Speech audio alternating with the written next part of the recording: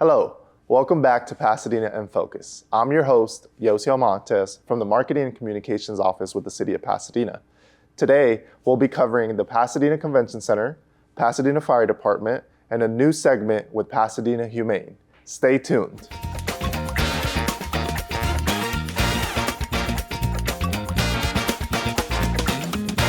It's Pasadena In Focus.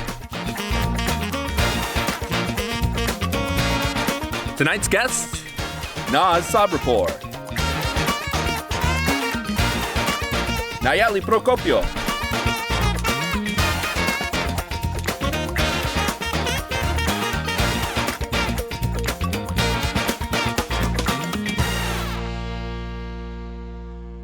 First on the show, we have Nallely Procopio with the Pasadena Fire Department. Welcome to the show, Nallely.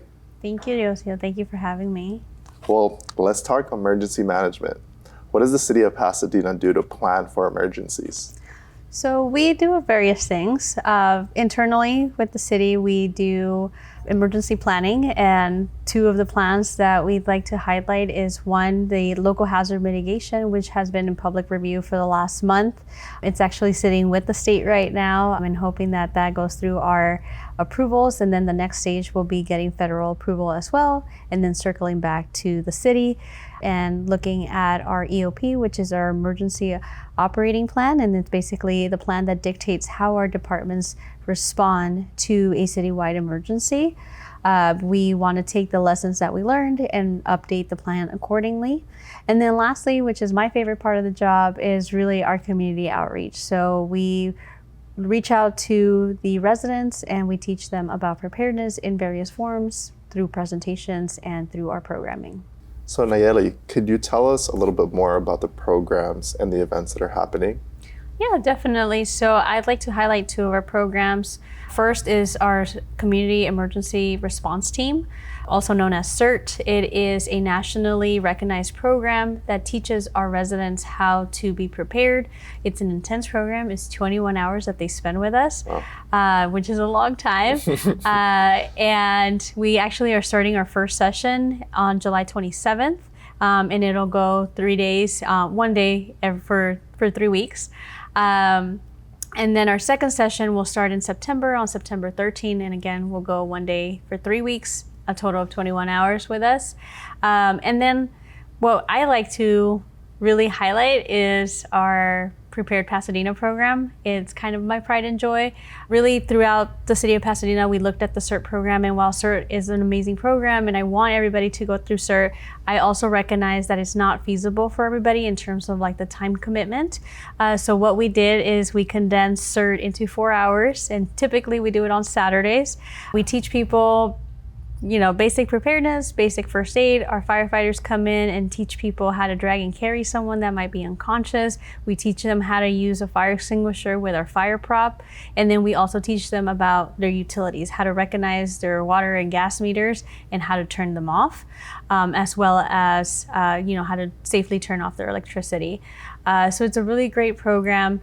And that's actually happening in August, on August 23rd, and it was organized by District 3 and 4, and is happening at Jefferson Training Center. And our residents can sign up on our website through the events calendar.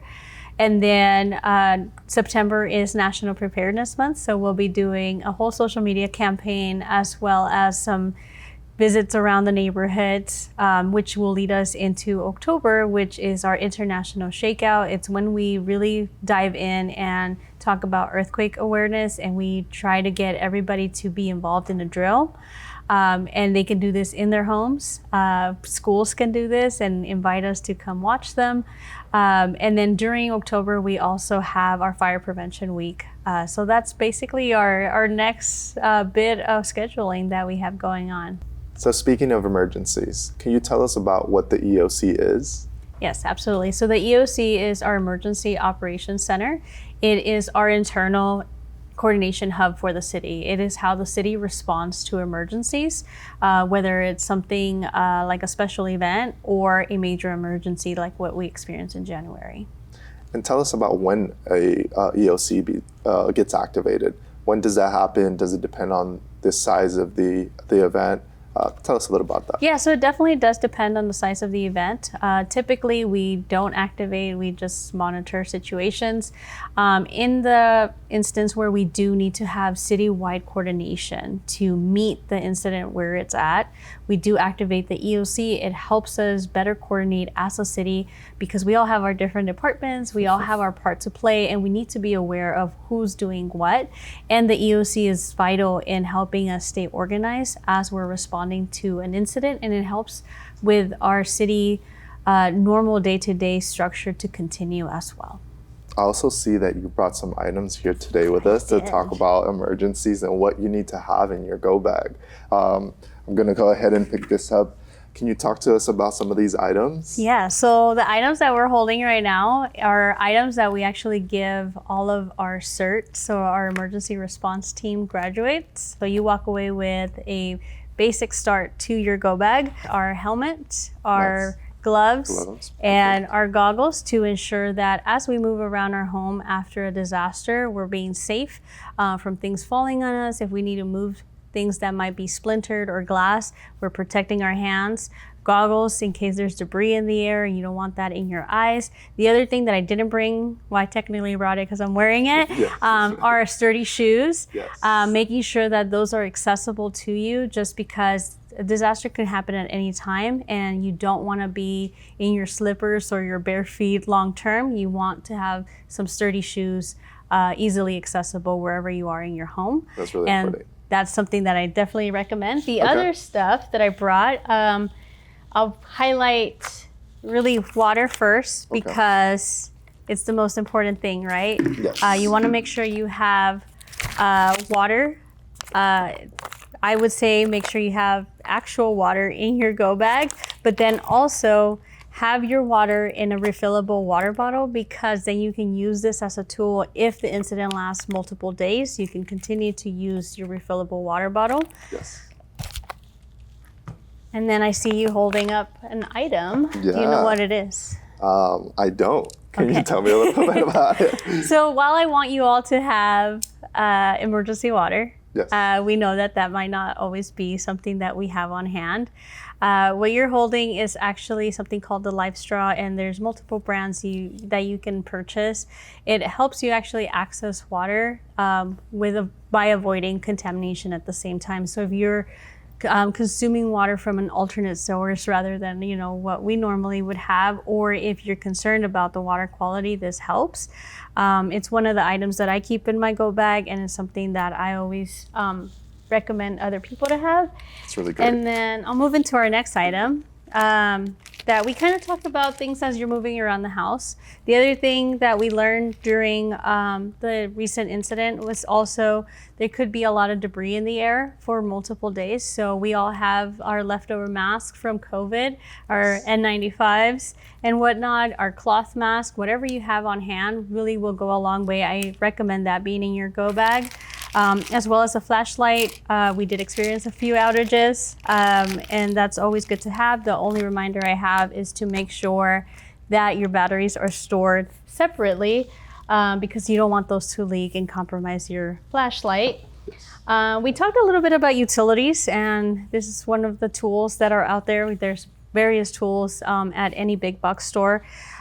Most importantly, we want to make sure that you know how to turn off your gas, how to turn off your water. And again, we teach that during Prepared Pasadena, but we also teach it during CERT. Nice. And then lastly, I like to highlight our first aid. So we do learn basic first aid. You'll be able to use everything in this little kit. And we've seen these kits everywhere. You can find them at any store really near you. What I like to say about having first aid kits is really making sure that you tailor the first aid kit and your supplies to things that you actually know how to use. So there's no need to have your go bag be 50 pounds with stuff that you don't know how to use. Tailor it to your specific needs, to the needs of your family, and to your capability. And so that's one of the things that I really like to remind people as we're telling them to have a first aid kit.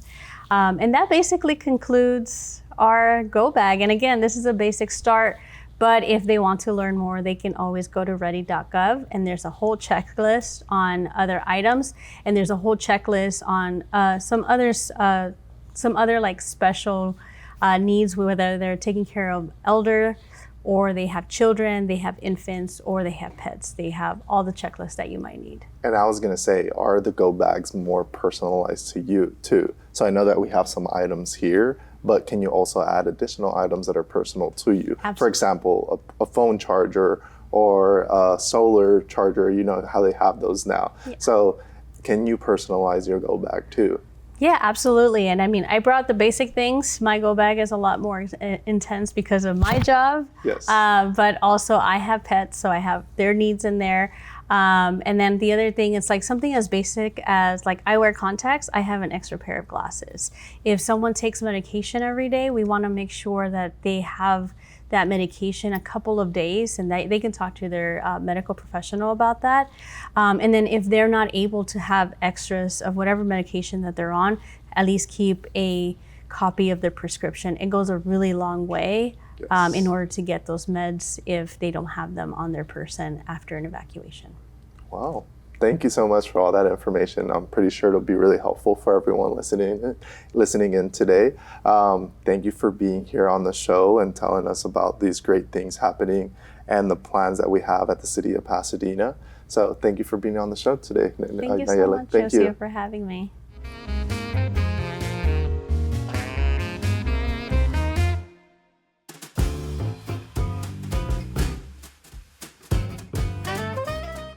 Hi everyone, my name is Sari. I'm here at Pasadena Humane with Money here.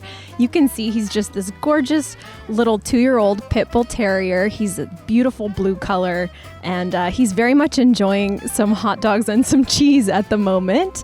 But Money came to us as a stray actually, and he's been with us under our care, just doing an incredible job learning his basic commands like sit, and he obviously loves to eat. He's very food motivated, but on top of that, he loves his pool time. He loves running around here in the play yard, and he really loves taking some epic naps. So Money here would thrive in a home where he can just enjoy a lot of affection, some activity, and some structure. Someone who can continue to just work on his basic commands and provide him a comfortable place to lay his head. And in return, he'll be just an incredible companion. As you can see, he's a just wonderful animal and someone who would be right by your side through thick and thin. And this is Coffee Bean. You can see she's a very affectionate 4-year-old red and white husky. We're so surprised she has not found her forever home yet. She's one of our staff and volunteer favorites here at the shelter. She's 4 years old, and this is as grown as she is going to get. She's also just one of the most well-behaved dogs that we have here, and she's still searching for her forever home. So if you have a fun and active lifestyle, you're looking for that buddy, that companion who can just be with you and enjoy those longer days by the couch, she's going to be the one for you. She is available for an adoption trial if you're interested in bringing her home, or also we're always looking for people who are willing to foster to adopt or foster our animals. So if you're interested in Miss Coffee Bean here and you want a little bit of excitement and pizzazz in your life, come on by Pasadena Humane at 361 South Raymond Avenue, or visit us online or via social media at pasadenahumane.org. With the warm summer months, we're actually hosting our Hot Dog and Cool Cat Summer Adoption Promotion, where animals like Money and Coffee Bean are actually having their adoption fees waived. So if you're interested in adopting a dog or cat over 6 months, that would be a $0 adoption fee. So come on by and check out all the animals that we have. I'm sure we have somebody here for you.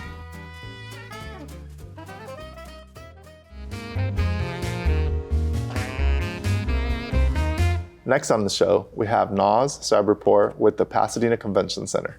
Welcome to the show, Naz. Thank you so much. Thanks for having me here. Well, let's dive right into it. Let's go. Can you tell us a little background of the Pasadena Convention Center and also some history? Sure. I'll keep it somewhat brief. So in the early 1970s, the Pasadena Center expanded and was built around the Civic Auditorium. The expansion included the Conference Center building, an exhibition hall, and so in 1973, the doors opened to the Pasadena Center. Fast forward 25 years later, almost 30 years later, in the late 1990s, early 2000s, there were discussions about the possibility of another expansion. So in 2002, City Council supported the concept, and in 2005, City Council approved a final design for the expansion project, and in 2006, construction began. 3 years later, March 2009, the Convention Center opened its doors and held its first event in the new space, and that was the California Police Chiefs Association.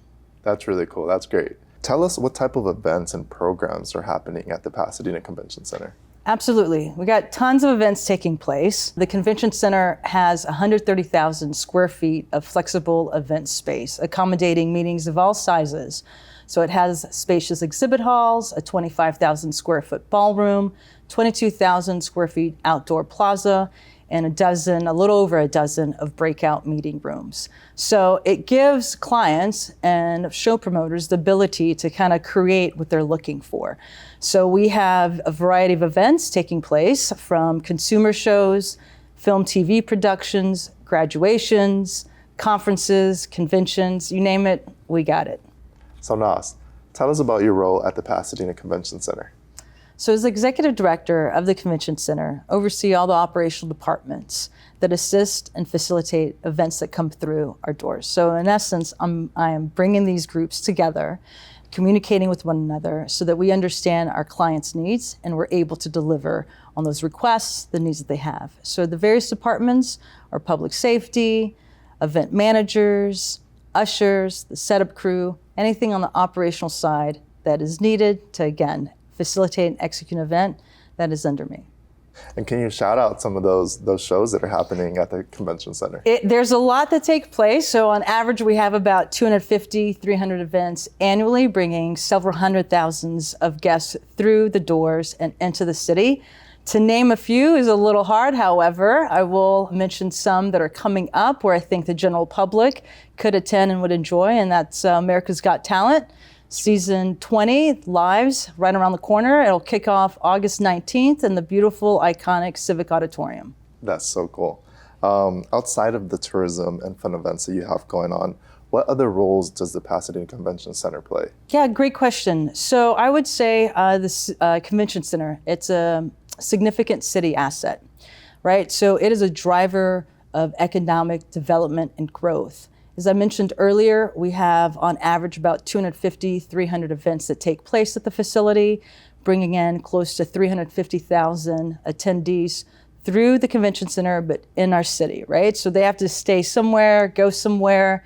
So they're staying in our local hotels. They're visiting the retail outlets, hopefully purchasing a few items as well, dining, eating out, visiting the restaurants. So they're definitely enjoying what the city has to offer. And that means they're spending money in the city, strengthening the local economy. In addition to that, it's a central hub of where people meet, right? So they're coming together, whether it's a conference they're attending, a public show that they're going to. So it's bringing people from across the region, state, national, even sometimes across the world to our city and showcasing this beautiful place that we have. So it's bringing more energy, vibrancy to the community. Lastly, I would say at times, convention centers such as ours do serve a greater cause in times of need and crises. I will say back in the pandemic, the convention center was set up, never activated, but it was set up as an alternate care facility. And of course, recently, earlier in the year, we became the emergency evacuation shelter as well. Yes, that was really great. And I'm glad that the city was able to work with the Pasadena Convention Center to get all that set up, have somewhere where people can go and, have a place to stay during that very difficult time. 100%, absolutely. And that is, again, going back to what I was talking about the facility. It has the space, it has the infrastructure and accessibility. In addition to that, though, it is our strong relationships that we have with the city as well as our emergency response teams. Is there anything else that you would like to add? We're definitely in the center and in the heart of Pasadena. Again, we have a lot of shows that we offer. So if it's public, what I would say is please visit our website for a full listing of events that take place at our facility. All right, so where can people go to find more information online? So for more information about the events that take place at the Convention Center, all the events, and more information about the center itself, people can visit our website at pasadenacenter.com. Well, thank you for being here with My us pleasure. today. I appreciate you being Absolutely. here and being on the talk show. Thank you. Welcome to Shop Local, where we'll be highlighting some of the amazing businesses you can find here in the city of Pasadena and the entrepreneurs who make them so special.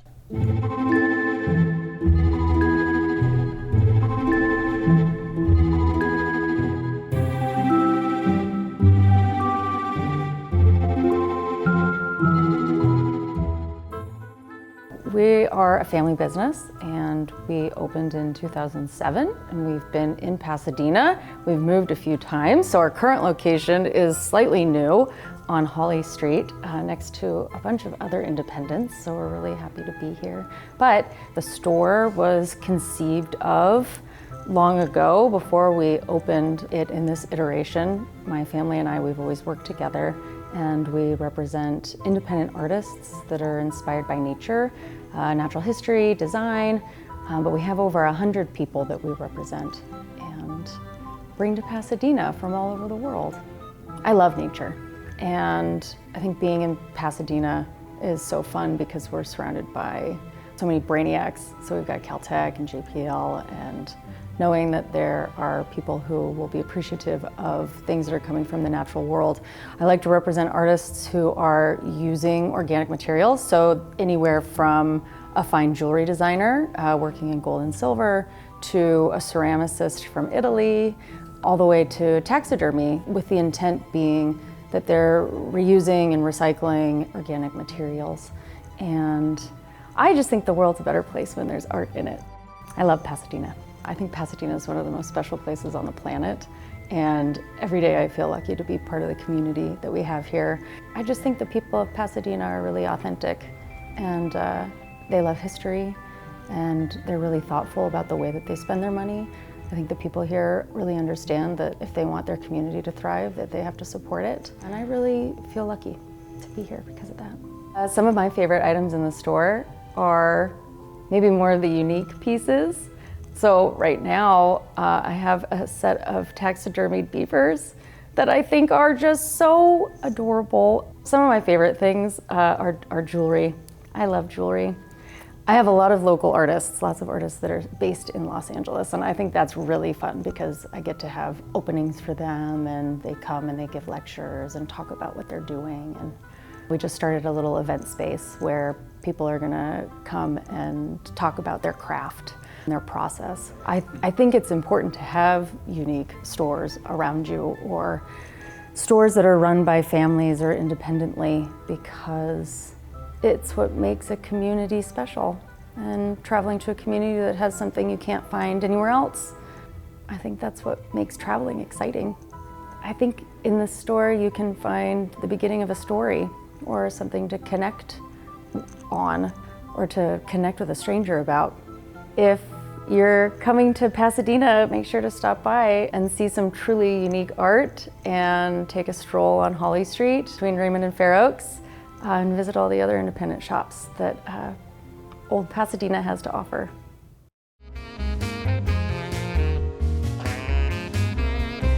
Thank you for joining us for Pasadena In Focus. We'll catch you next time.